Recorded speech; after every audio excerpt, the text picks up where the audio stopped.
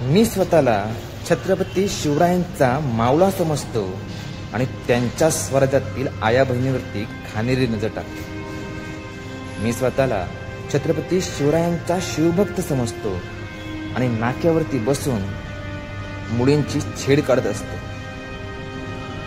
मी छत्रपती शिवरायांचे गडकिल्ले फिरायला म्हणून जातो आणि त्याच गडकिल्ल्यांवरती कचरा करून बसतो.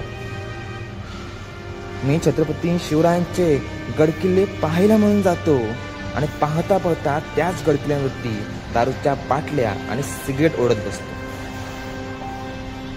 अरे, ज्या माझ्या राजाला सुपारीच्या खंडाचं देखील व्यसन नव्हतं, ज्या माझ्या राजाने आणि त्यांच्या शूरवीर मावल्यांनी परस्त्रीला आई बहिणी समान मानलं, परस्त्रीच्या रक्षणासाठी, आया बहिणींच्या रक्षणासाठी स्वतःचं रक्त सांडलं, त्या छत्रपतींच्या आपण स्वतःला शिवभक्त म्हणतो.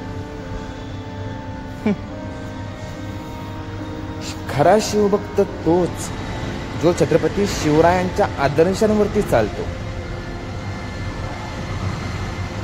नाहीतर स्वतःला शिवभक्त म्हणून घेण्याआधी 100 वेळा विचार करा.